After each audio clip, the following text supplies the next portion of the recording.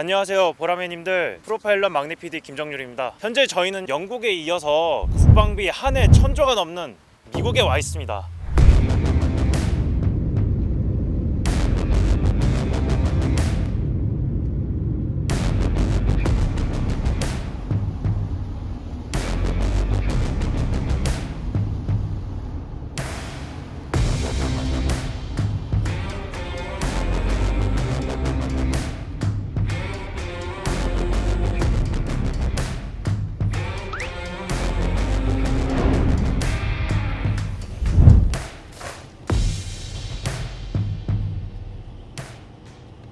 보라매님들께서 가장 궁금해하는 제일 큰 방산업체 록히드마틴에 방문해 있는데요. 현재 저희가 인터뷰할 분은 거의 F-35의 산 증인이라고 할 수 있겠죠. 한국에 F-35를 40여 대 이상 하신 분인데요. But I was heavily involved in the selection process, the competition that was run a decade ago. It makes infinite sense to follow on the 40 with 20 more F-35s at this point.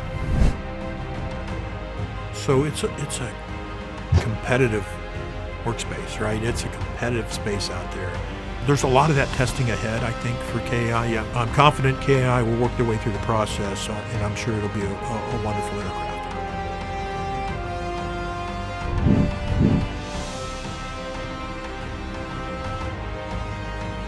저희가 이분을 인터뷰하면서 F-35에 대한 모든 것들을 알아보도록 하겠습니다.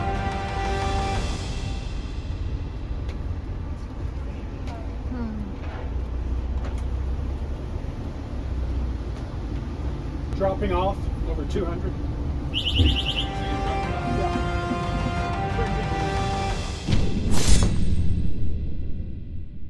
준비되면 바로 시작하죠. 예, 알겠습니다. Nice to meet you, Mr. Howard. Good morning. It's good to have you here. My name is Randy Howard. I am vice president of an organization we call Global Pursuits. It's essentially an international business development team. So we represent the aeronautics company around the world outside of the U.S. across all of our product lines. 만나뵙게 돼서 정말 영광입니다. 록히드마틴은 F-22 5세대 스텔스 전투기를 개발했는데요. 그럼에도 F-35 5세대 전투기를 개발한 이유가 있을까요?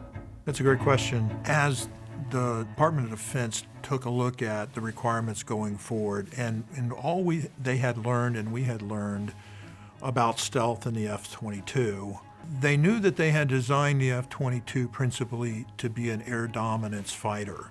And they needed to take and leverage that capability, the stealth technology, into a multi-role fighter. And so an aircraft that could not only perform at the highest levels in an air-to-air environment, but would bring other capabilities, air-to-surface, intelligence, surveillance, reconnaissance.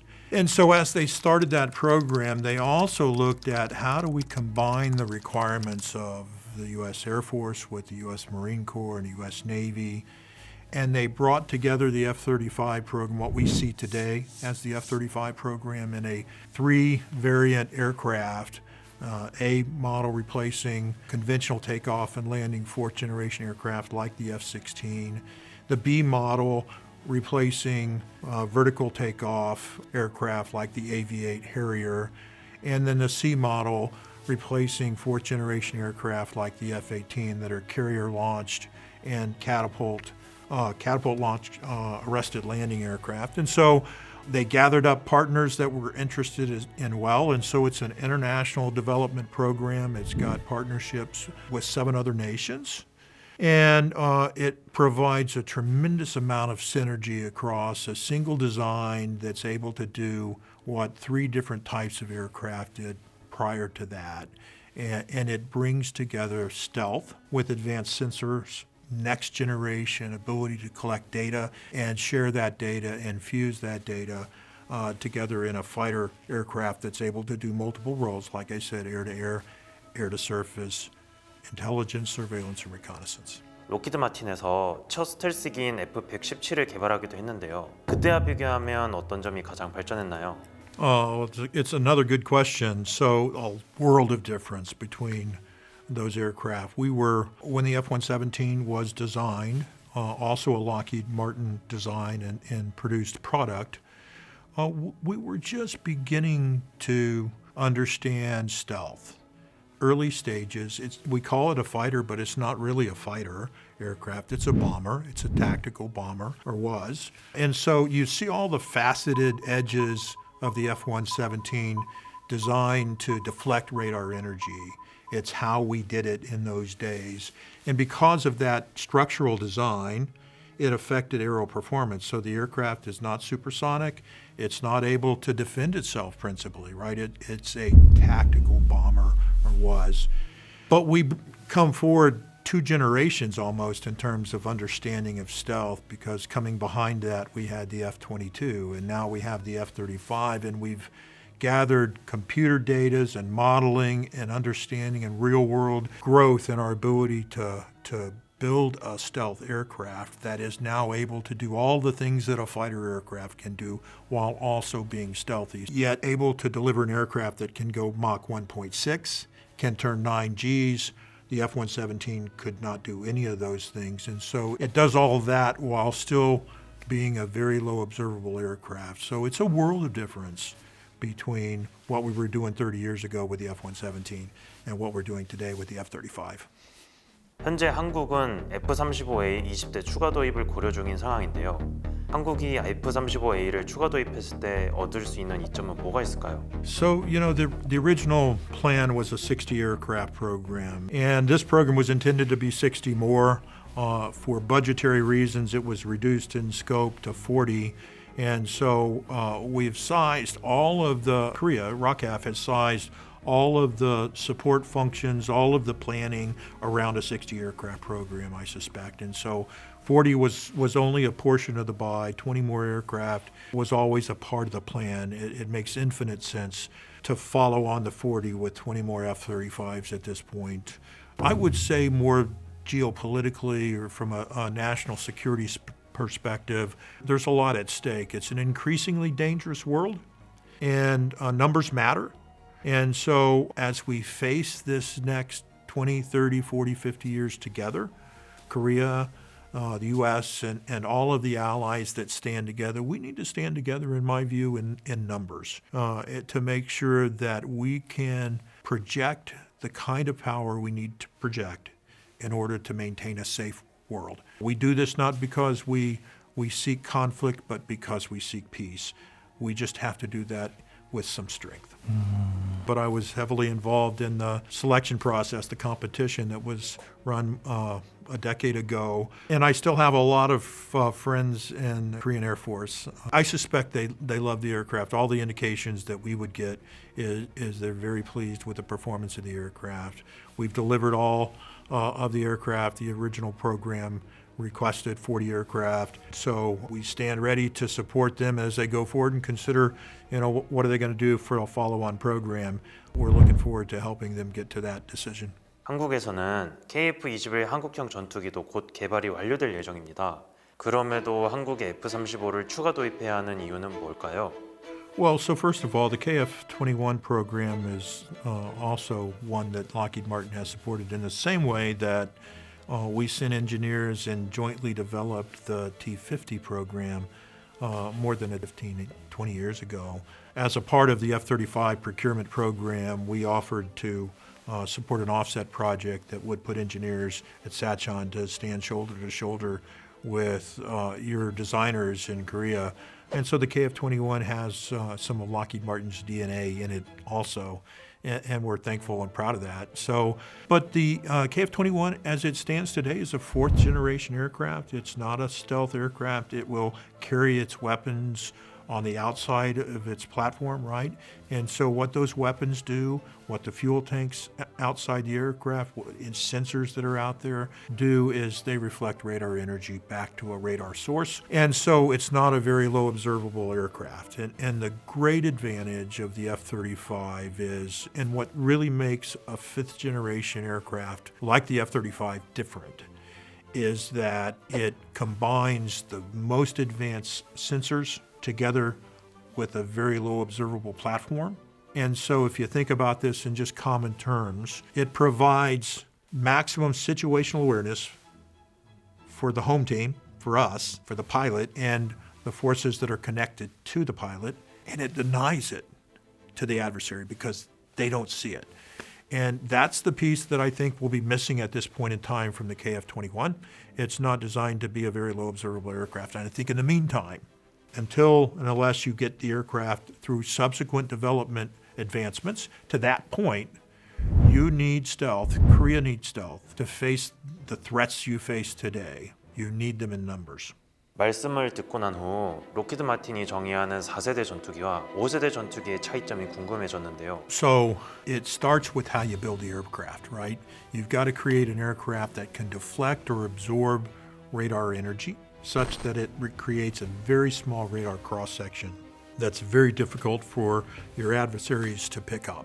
And that's what the F-35 does. We've got the engine buried behind the aircraft. If you look at the front of the aircraft, the leading edges of the intakes are aligned with the vertical tails. If you looked at it from the top down, the forward and leading edges of the wings and the horizontal tails at the back of the aircraft are all aligned. And what this does is it gathers up radar energy and it deflects it in a way that's manageable.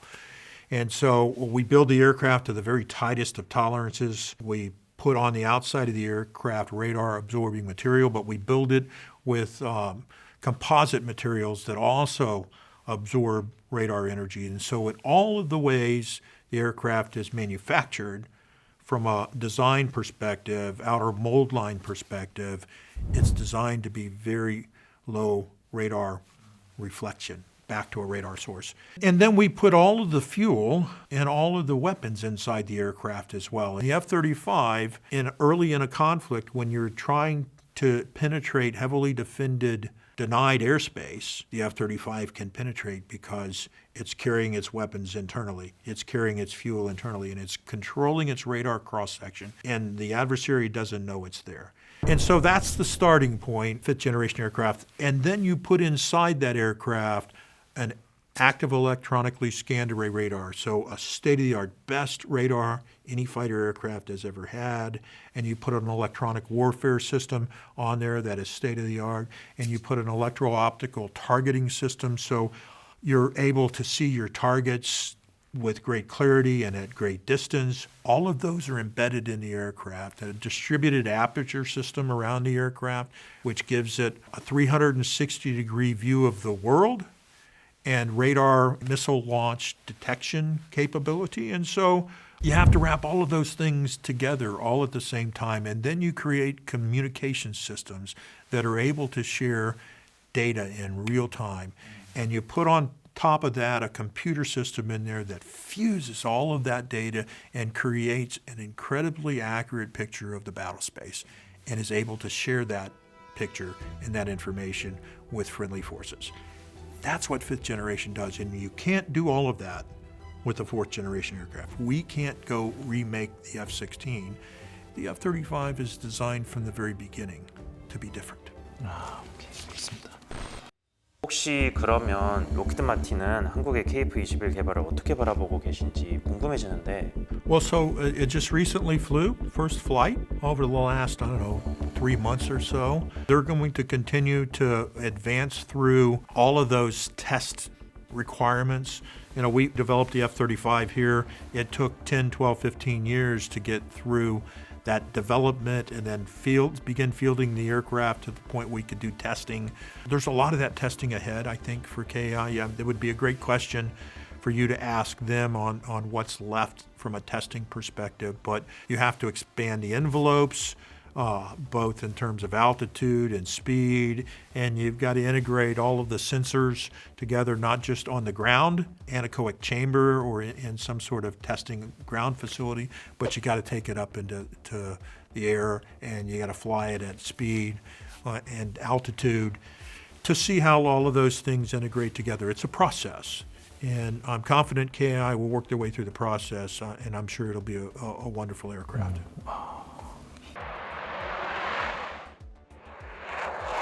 록히드 마틴에서는 한국과의 협력을 어떻게 평가하고 있나요?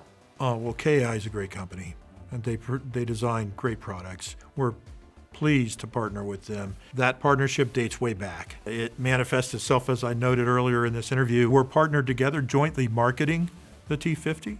Some countries we have the lead in, including the U.S., including Canada, including Australia, a couple of other countries. In other places like Poland, which has been in the news of late, KAI has the lead in a marketing role. As I noted in an earlier question, we're partnered on KF-21 as well. We are meeting on a regular basis. We're partnered together. That's a long answer to you get to the bottom line. We're proud of KAI. And it's a great company. 세계 1위를 유지하고 있는 록히드 마틴에게 앞으로도 한국이 배울 점이 많을 것 같은데요. 록히드 마틴이 꾸준히 앞서 나갈 수 있는 이유는 뭘까요?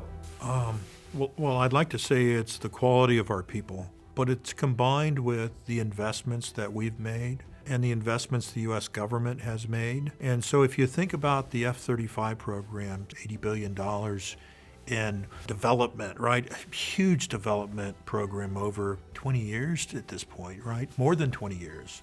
It was built on the back of the F-22, which was built on the back of the F-16, which was built on the back of F-117s. And it's all of those programs, when you bring them together, and all of the information that Lockheed Martin and its people have learned, and the incredible work going on at Palmdale at our Skunk Works facility, those products all emerged out of Skunk Works. And so we have brilliant engineers, brilliant scientists. They're doing great work, but it's funded work largely by the U.S. government. They don't just materialize, they come as a product of significant investment over decades. And that's, I think, the difference between the products that we produce at Lockheed Martin and maybe what some other countries are trying to do.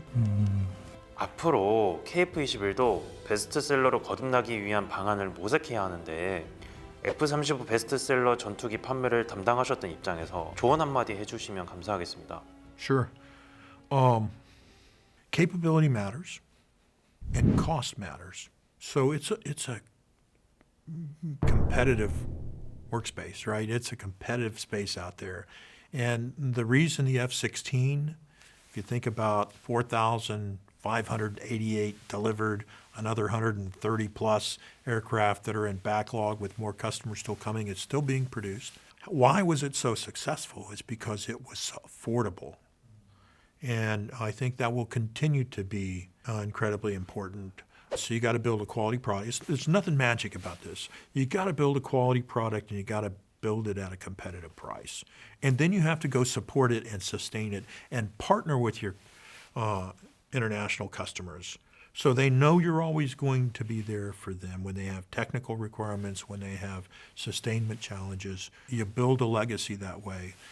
That's the key to this business. It's not magical. It's just blocking and tackling. Basics is how you do this business.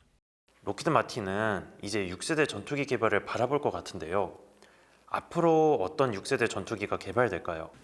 Well, I don't know yet, Howard. I don't know yet. We're certainly doing a lot of work to figure that out. What F-35 did was provide a leap in capability as opposed to incremental capability because the technology was stealth, right? And so we see right now NGAD, next generation air dominance platforms that are being competed and being designed. And those are really to replace the mission, that air superiority mission that the F-22 performs today. But those are incremental in advances. And so I don't know if exactly what that next technology will be that will take to 6th gen. Could have something to do with propulsion. We're working on hypersonics, on the ability to travel at many times the speed of Mach. Of course, even today, we're increasingly seeing the need for crewed, uncrewed teaming, so drones, unmanned aircraft flying together in a coordinated fashion with 5th generation F-35s. But those are incremental. They're not generational leaps yet. And so I think it's yet to be determined what 6th generation aircraft will fully be like. But the great future in the next 10, 15, 20, 25 years is really all about joint all-domain operations. And I like to draw pictures in my mind, capability and mission requirements going forward from under the sea to on the ground to in the air, all the way to space, connecting all of that up in a secure, multi-layered set of nodes. The F-35 will be central to that environment where you can move your resources and all of the friendly forces, all of the allied forces have the same battle picture, the same information, and can make battle space determinations and shape decisions about that battle space that keep you out in front of your adversaries. That's what the next 20 years is all about, is laying all of that framework together, connecting it all up.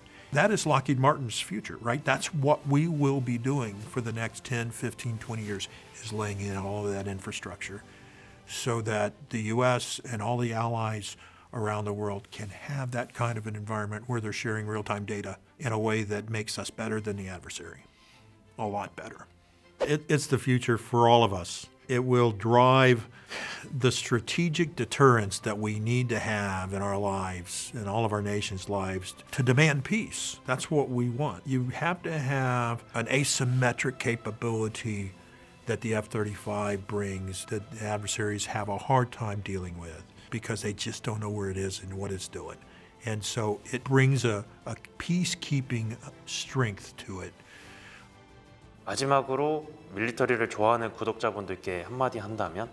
In terms of the Korean, your listeners, your customers, so to speak, I truly appreciate the interest in national defense. Korea lives in all of you live in a dangerous neighborhood.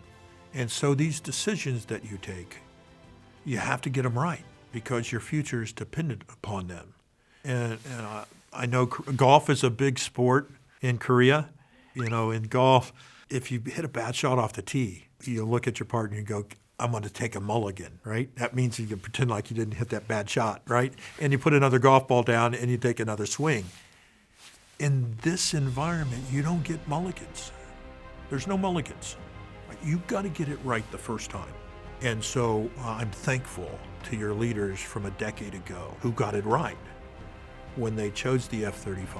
And I'm confident that we can continue to get it right with 20 more F-35s. And we will continue to get it right as we engage your industry. I'm proud to represent Lockheed Martin back to the Korean people and stand and partner together with you.